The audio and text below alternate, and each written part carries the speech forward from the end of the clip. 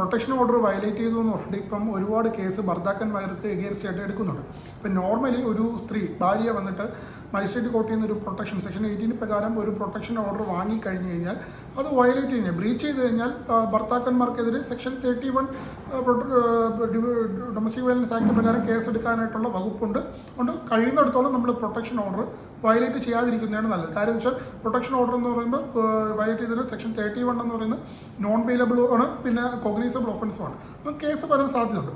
പിന്നെ ഇതിനകത്ത് പ്രത്യേകം ശ്രദ്ധിക്കേണ്ട ഒരു കാര്യം വെച്ചാൽ നോർമലി ഒരു സ്ത്രീ ഭാര്യ വന്നിട്ട് മജിസ്ട്രേറ്റ് കോർട്ടിൽ നിന്ന് ഒരു പ്രൊട്ടക്ഷൻ ഓർഡർ സെക്ഷൻ 18 പ്രകാരം വാങ്ങാൻ നേരത്തെ ഈ മജിസ്ട്രേറ്റ്മാർ ഇപ്പം ചെയ്യുന്നൊരു ഇതുണ്ട്.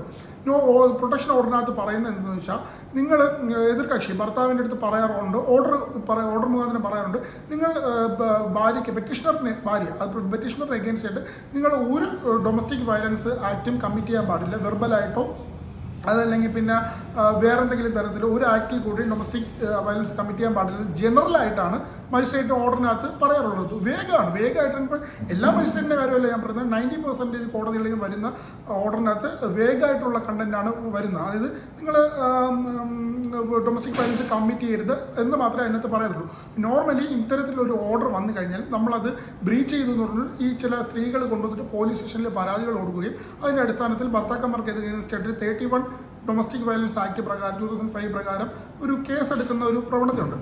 ഇത് സംബന്ധിച്ച് ബഹുമാനപ്പെട്ട കേരള ഹൈക്കോടതി ഒരു Jabbar and another versus state of Kerala എന്ന് പറയുന്ന ഒരു കേസിൽ 2015 വന്നൊരു വിധിയാണ് ബഹുമാനപ്പെട്ട കേരള ഹൈക്കോടതി. അപ്പോൾ അതിനകത്ത് ഹൈക്കോടതി പറയുന്നത് എന്താണെന്ന് വെച്ചാൽ ഇപ്പം മജിസ്ട്രേറ്റിൻ്റെ ഓർഡറിനകത്ത് മജിസ്ട്രേറ്റ് സെക്ഷൻ 18 പ്രകാരം പാസ് ചെയ്യുന്ന പ്രൊട്ടക്ഷൻ ഓർഡറിനകത്ത് സ്പെസിഫിക് ആയിട്ട് ഭർത്താവിന് നിർദ്ദേശം കൊടുക്കണം. അതായത് നിങ്ങൾ എന്ത് ഡൊമസ്റ്റിക് വയലൻസ് ആക്റ്റാണ് നിങ്ങൾ ഭാര്യയ്ക്ക് എഗെയിൻസ്റ്റ് ആയിട്ട് ചെയ്യാൻ പാടില്ല എന്ന് പറഞ്ഞിട്ട് സ്പെസിഫിക് ആയിട്ട് ഒരു ഡയറക്ഷൻ കൊടുക്കണം.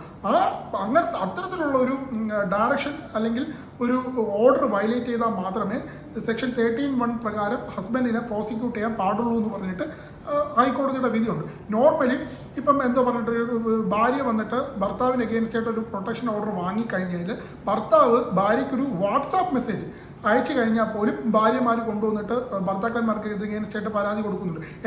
എനിക്ക് കിട്ടിയ പ്രൊട്ടക്ഷൻ ഓർഡർ എൻ്റെ ഹസ്ബൻഡ് വയലേറ്റ് ചെയ്തു എന്നുകൊണ്ട് പോലീസ് സ്റ്റേഷനിൽ പരാതി കൊടുക്കുകയും പോലീസ് എന്താ പറഞ്ഞിട്ട് നിങ്ങൾ വാട്സാപ്പ് സന്ദേശം അയച്ചില്ലേ ഭാര്യയ്ക്ക്, അത് പ്രൊട്ടക്ഷൻ ഓർഡർ വയലേഷൻ ആണെന്ന് പറഞ്ഞിട്ട് സെക്ഷൻ 31 പ്രകാരം കേസെടുക്കുന്ന ഒരു ഇത് ശ്രദ്ധയപ്പെട്ടിട്ടുണ്ട്. അപ്പോൾ അതിനെ ഒരു എന്താ പറയാനായിട്ട് ഒരു റെസ്ട്രിക്റ്റ് ചെയ്തുകൊണ്ടാണ് കേരള ഹൈക്കോടതി ഇപ്പം 2015 Jabbar and another versus state of കേരളയിൽ ഒരു കേസിനകത്ത് വിധി പറയുന്നുണ്ട്.